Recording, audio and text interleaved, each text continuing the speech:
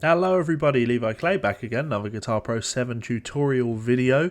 This time we're going to look at laying out a score and using design mode in order to get things looking the way that you would want them to look. There's a very important part of presenting scores in a professional way. There's nothing worse than getting transcriptions and everything looking like shit on the page. And it's quite easy to go about fixing these things in Guitar Pro. So what I've got open here on my screen now is my transcription of Suffering Overdue, Black Label Society. And what I'm going to do is, well, if we look at it, it's a mess, right? I guess you could leave it like this, but it doesn't look very nice. It can definitely be easier. When you're looking at a transcription, the last thing you want to be doing is squinting at the screen, really looking in close and going, what has he written here? What is the intention here? So in order to lay that out in Guitar Pro, well, there's a couple of things you have to consider, but the first thing to look at is design mode. So that you can access up here by clicking on the design mode button. Now I believe that there is a you've got bar arranger. It wasn't what I was after there though. Design mode. You can access it in view by hitting Control Alt and D. Whether that works or not, it does work. So Control Alt and D will access design mode, which is cool. And now I've got design mode open. What you'll notice is these arrows appear on bar lines, and you get this information at the end of the system. So with these arrows, I can drag my bars, and I can make the score look really good, like this. Because, you know, that looks really good, doesn't it? So I believe actually if I hit that, yeah, that will auto space everything. The circle auto spaces things. But we can drag things as needed to make them look the way we want. The thing that I tend to go through and do automatically when I'm looking at any score is use these plus and minus buttons. And what that does is plus adds another bar to that line, and minus takes a bar away from that line.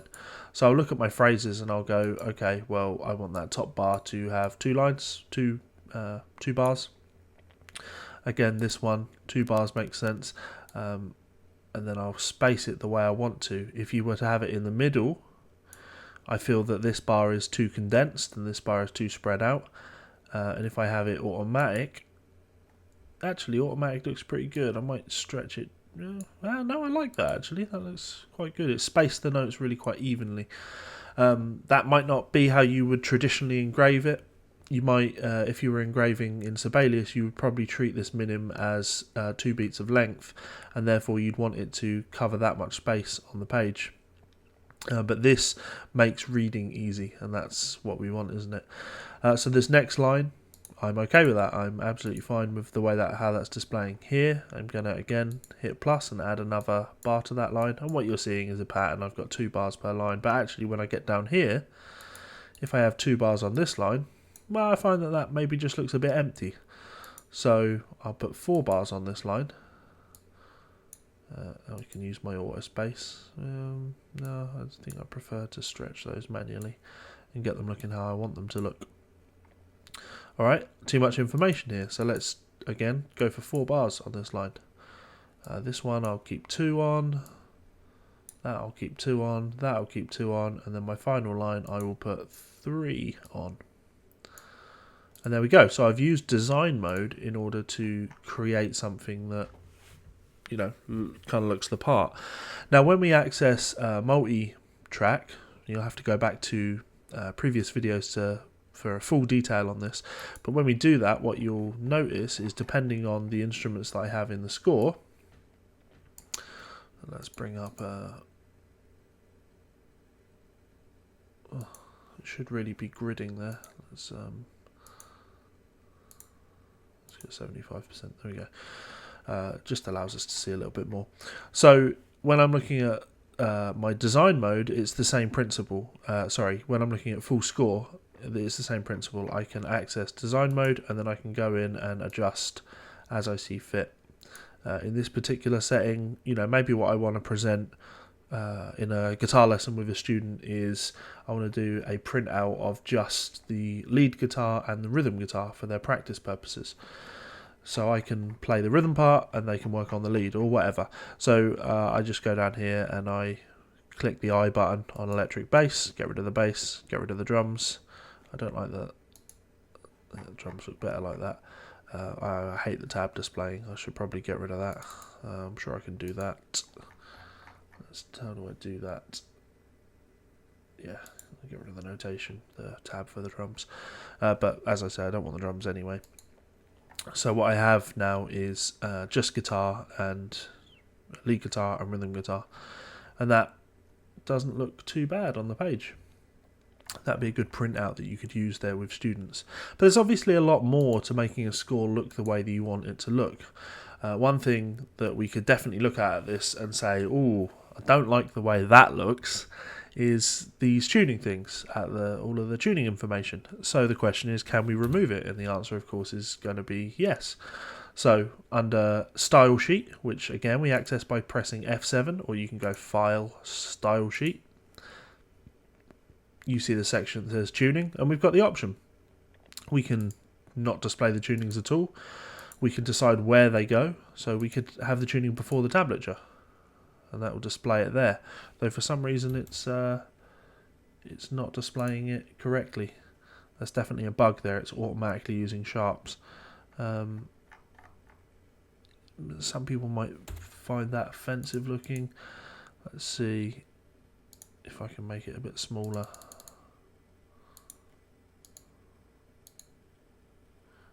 That's actually not all that offensive. So you see what I did there was, again, under my style sheet, F7, I had display tuning and I went for before the tablature, and I decided that the font was too big, so I went into text and styles, and then under tuning I just lowered the size of the font down to 5.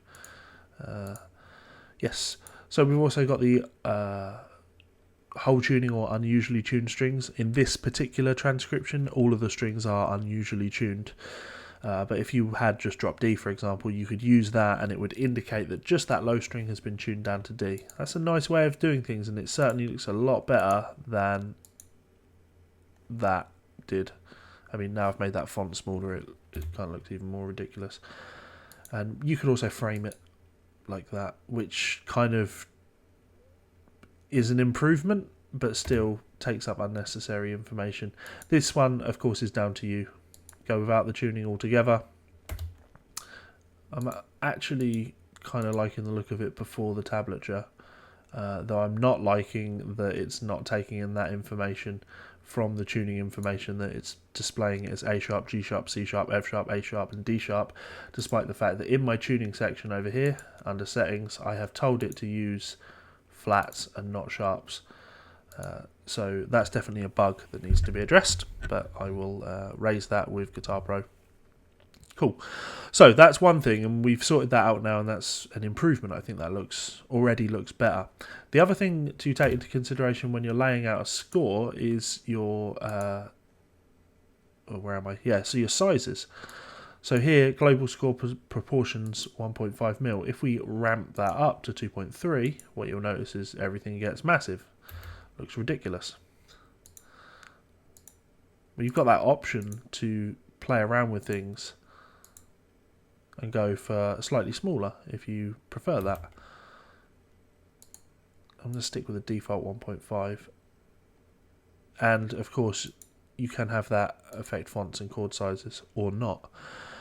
You've also got, just check out the way things look, our rhythms. If I change my rhythm proportion, is it actually functioning? I don't think it's functioning properly. Oh well, never mind. And we've got things like your first system indentation and display stave lines when using slashes, which we're not having to deal with. Let me just bring it up here so we can see that a bit better. So extended bar lines would bring bar lines between both parts. I don't know why you'd ever use that, but the option is there if you want it. I've currently got it displaying the clef here at the start of every score. We could remove that if we wanted to. Again, I don't know why you would do that. And here we have our track name. Now this is the bit at the side here where we have OD guitar, OD guitar. Our options for this are that they do exist. I personally don't like them, so I'd probably take them off, giving you that should have taken them off. So that's the fact that I'm on multi-track. I prefer that. In fact, in all honesty, now I'm looking at that, I would probably also prefer my tuning to not be there. As little ink on the page as possible. But having the option to go having them on all systems, so you can always tell which one's which. I mean, in this particular case, they're both called exactly the same thing. But we could rename these. So my lead guitar part, this is Zach, right? So up here, I could go up and I could rename this Zach. And the shortened form would be Zach. And now what you notice is in the score, this has changed to Zach. Now my second guitar part, or this on the original, it would be Zach. Zach tracked the rhythms. But in a live setting, this would have been Nick. But I'll tell you what, we'll call this rhythm.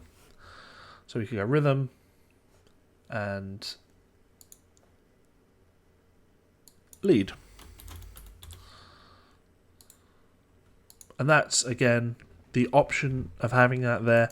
Just being able to score things out the way you want them to display is kind of useful. You know, lead guitar, harmony guitar, just things like that. I don't like, as I said, I don't like having them on all systems, potentially on the first system, but my personal take would be to not have them at all there. Does the job. Also, you'll see we've got this abbreviated name and full name. We can go for full name and abbreviated name if you wanted. And what that would give us is, well, as you can see, it's trying to display overdriven guitar. If I were to put, well, there you go. We'll just give it a silly name. It's giving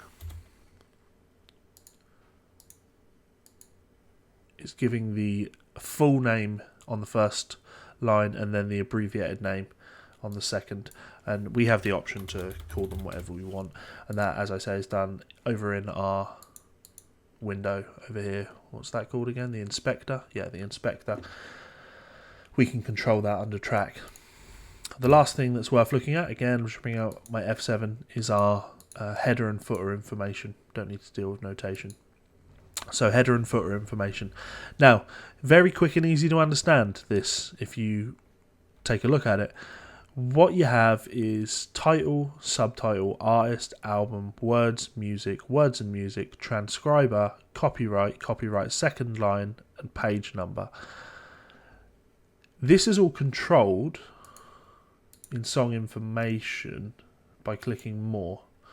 So what we see here is title, artist, subtitle, album, words, music, copyright, transcriber, notice, instructions. Okay, F7. Now what this is doing, when we have title, this information of percentage, title percentage, means that it pulls that information in from here. So it's pulling Suffering Overdue in as my title. Same with subtitle, which I'm not actually using on this. I mean, I guess I could. Let's do that. So let's put solo in there. And then what that's doing is it will pull that in. But the cool part about this is if I want to, I've got the option to change anything about that. Now, of course, I could go through here and I could Suffering Overdue, solo, Black Label Society, Blessed Hellride, etc. What I can do if I choose to, though, is I can choose where these things place. And again, I can use the font control. I can change the size of any of these fonts, make them bold, italicize them, and make everything look the way you want. Now, when it says things like words and music, we don't need to actually use those things. What you'll see here is under music, it says music by, and then we have percentage, music, percentage.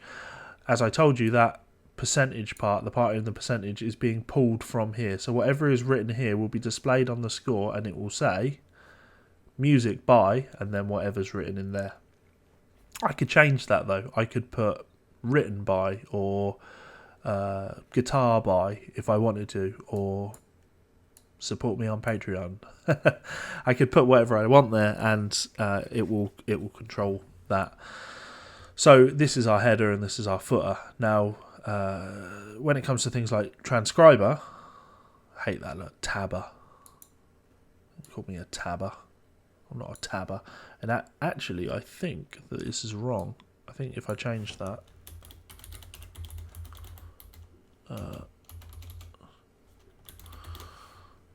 transcriber, will that display now? Yeah. Or did it? Ooh, tabbed by. Disgusting. Absolutely disgusting. I might go in there and put transcribed by Levi Clay. And then that's going to display there if I want that to. Personally, you know, I don't like that. Maybe I could put it, Guitar Pro's crashed. Absolutely fucking wonderful.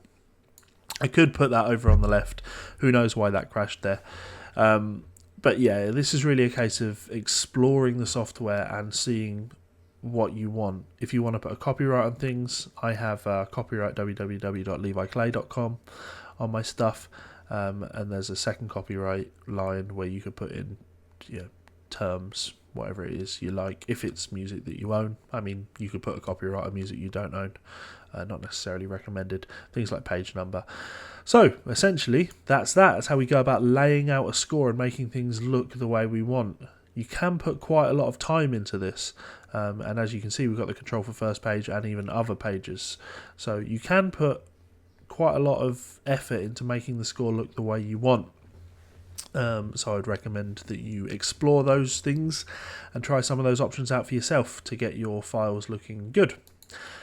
Lastly, I have to say a huge thank you to those decent people over there.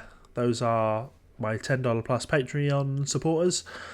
You guys are awesome, and your support helps keep this channel going, so a huge thank you to you guys. If you would like to join that list, you can check me out on Patreon and get on that list for $10.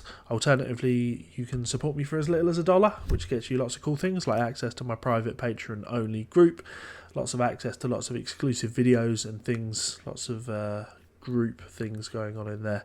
It's worth checking out, especially for $1. If you have enjoyed this video, please do, as I say, check me out on Patreon by clicking that button in the top right. You can subscribe to this channel by hitting that button in the bottom left. And you can also check out a playlist here and another video that I recommend you check out. Please do share this channel with your friends. Your support is much appreciated. All love in the world, guys. Chat to you soon. Bye.